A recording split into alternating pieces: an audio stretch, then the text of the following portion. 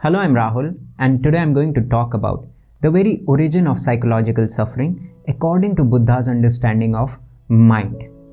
Now, Buddha has said that life is a suffering, and this very statement does not go down very well with a lot of us. We think that Buddha is a pessimist. No, he's not a pessimist. He's neither an optimist, he's a realist. The truth is that most of us are suffering and we are not even aware of it. And by suffering, Buddha means a perpetual state of dissatisfactoriness. His original word was tanha. Tanha's literal meaning is thirst. So suffering conjures up an image in our mind of an infinite pain. No, that's not what Buddha means. Buddha means dissatisfactoriness. There is an infinite thirst in all of us. So let's try to understand the very origin of this infinite thirst, the very origin of this dissatisfactoriness. To go to the very roots of this dissatisfactoriness, we will have to understand the process of mind. Now, Buddha has divided the mental process into 4 steps. The first process is consciousness. Consciousness simply means taking in the raw data through your 5 senses without any evaluation and judgment. So consciousness is the receiving part of the mind. Every moment you are just taking in the raw data, you are just aware of the information that you are taking in. So in this very first step, you are not evaluating and judging the data. For example, if someone comes and abuses you, you won't recognize that the person has abused you. You will simply hear the words. If someone comes and appreciates you, you won't recognize the appreciation. You will just receive the words. You will hear the words. The second process is perception. It is the part of the mind that recognizes the incoming raw data and it further evaluates and judges it and finally labels it as either good or bad. And all this is happening at a lightning speed. It is happening at an unconscious level. It is not in the field of the conscious mind. So in this second step, you will recognize that this person has abused me or this person has appreciated me. You will just recognize it. And the third step is sensation. The moment you will recognize that this person has abused me, unpleasant sensation will arise in your body.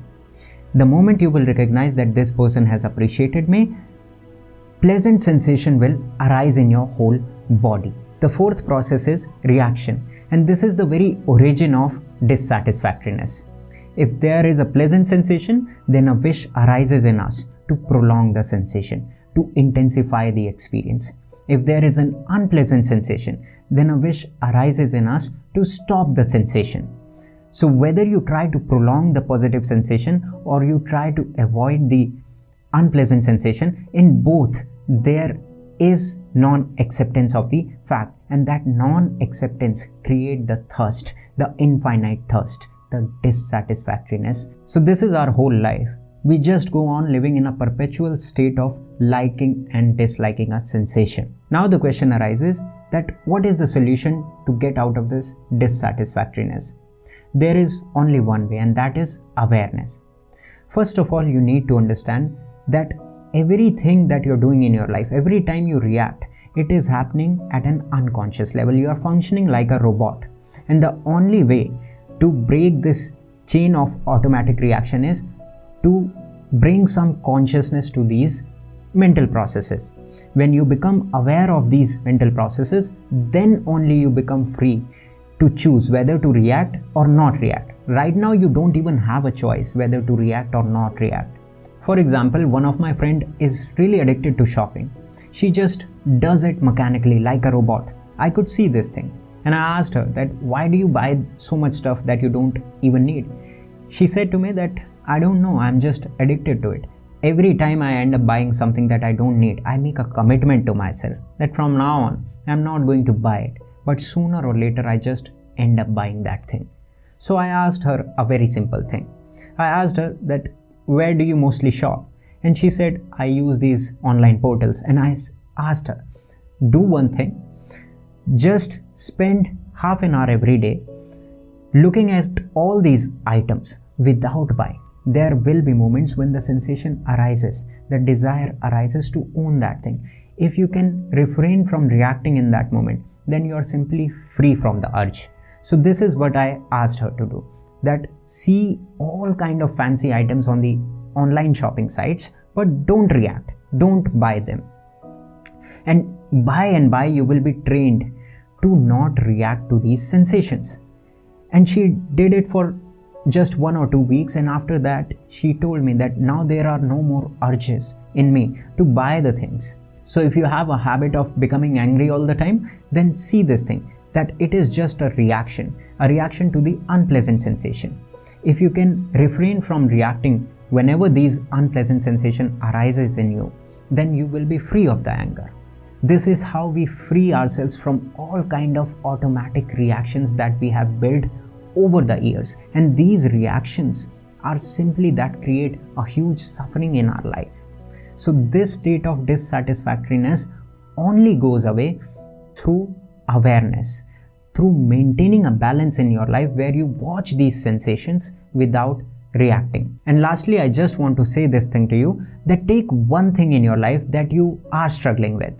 If you have a personality trait of someone who goes to the party but never wants to get out of it, then take it as a challenge. Right away, decide that from now on, whenever I will go to the party, I will get out of it after an hour's time.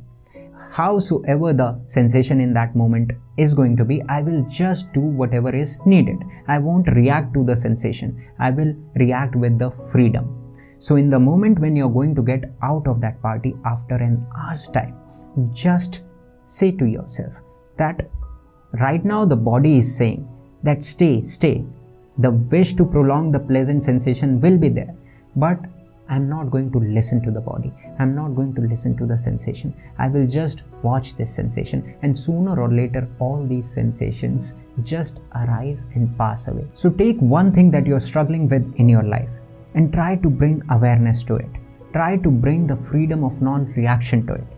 If you can refrain from reacting in this very one thing that you're struggling with, then sooner or later this awareness will explode in every area of your life. So I hope that you have clearly understood the very origin of suffering according to Buddha's understanding of mind.